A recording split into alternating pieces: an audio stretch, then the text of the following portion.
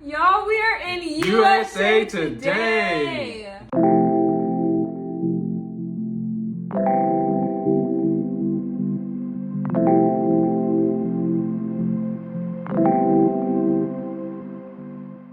I'm Kai. And I'm Koyo. And you're watching Life with the Lyles. This is the last video of 2024. If you've been keeping up with us, you can see that our lives have changed quite drastically. And a lot of good things have happened for us this past week. So we just wanted to bring you along with us and show you a little bit of what happened to us on the last week of the year. If you recall one of our previous videos to where we almost ran out of money and almost didn't have anywhere to stay, we had met a wonderful apartment agent for the apartment that we're staying at now that didn't speak any English. She ended up welcoming us to Morocco with traditional Moroccan couscous dinner, which she did not have to do that at all. We was literally just renting the apartment from her, but just shows hospitality and kindness of the people that live here.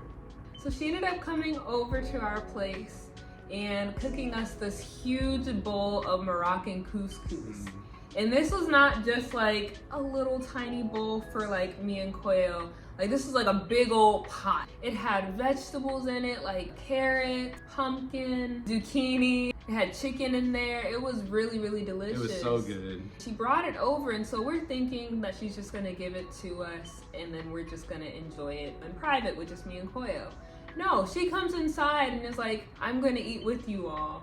She gets some plates, she sits down with us, and again, she does not speak any English, so we're like pretty much having a whole dialogue through Google Translate. But it's the best conversation that we've had since being in Morocco, and it's just the warmest welcome that we could have received. We destroyed that food, it was so good. I've never had an experience like that. This wasn't somebody that we met as friends. We literally met her through a business transaction. And so there's no way that she had to do all of that. I've never really experienced that type of kindness before in my life. Y'all, we are in USA Today. So there was a reporter from USA Today that had reached out to us expressing interest in covering stories on Black expats and remote workers who had left the US. And she had seen that we left the day after Election Day, and she wanted to cover our story. She was really interested in it, so we said yes.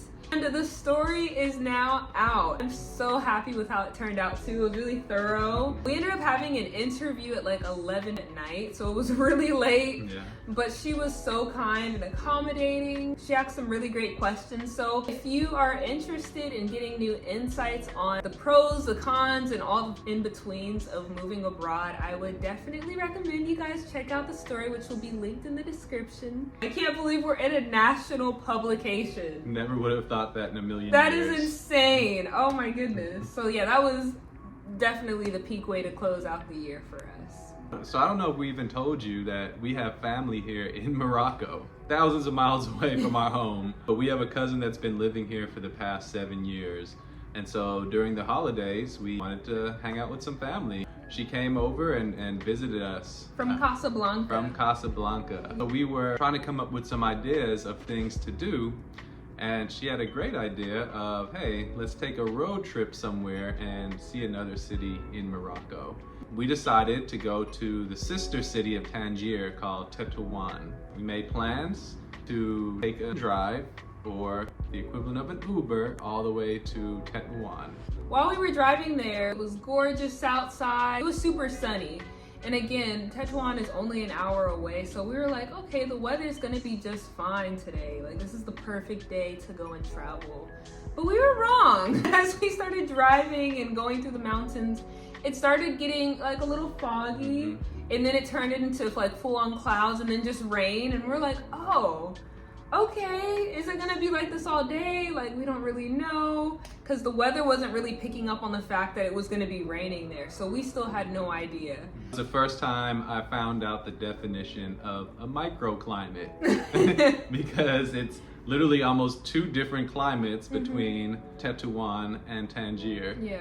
And so we found that out that day. Yeah, we had like a whole itinerary for the day because it was just going to be a quick little turnaround trip. We were going to go to a museum, an architecture museum. Like, we had so many plans. and it got rained out. And so, obviously we were a little sad, but we were like, we'll still make the most of it. So when we got out of Uber, or the in-drive here, it was just raining, buckets. It was not even on the forecast, and so we were just soaked. Yeah, we had no umbrella. We had jackets, but like his didn't have a hoodie. We got really, really soaked, and so we ran into this little, I guess you could call it a guy bar, because it was just only men, but they're drinking tea. We made it to Tetuan, but got caught in the rain. But nevertheless, we're here. Nevertheless, look at me, I look drenched. And just to elaborate on what she meant as a guy bar, it's literally a dude bar where all these guys kind of get together, and there's no women in there usually. They'll just sit around, drink some tea, smoke a few cigarettes, and watch a soccer game on the TV. Yeah. And so that's where we went to seek refuge from the rain for a little while. And so we're just in there, we're like, what are we gonna do? Are we gonna get food? What's the game plan since we're getting rained out right now? We ended up just being like, you know what, let's just get some food and we'll see if it's still raining. And we went to this restaurant, we were walking there.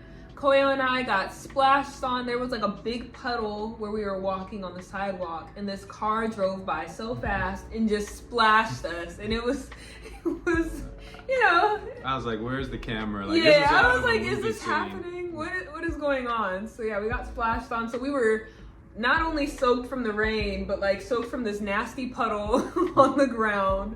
But we eventually made it to the restaurant that we were looking for. It was this really tasty fish restaurant that's really popular in Tetuan, and it was good. So we ended up just hanging out there for like several hours and just talking and enjoying ourselves and trying to wait for the rain to pass over. It never did. So we were like, you know what? We'll just go back home to Tangier. We had a really good time with my cousin. I loved being able to see her while she was here. So after we left the restaurant, we ended up just being like, you know what? We're gonna order our Uber, our in-drive back to Tangier.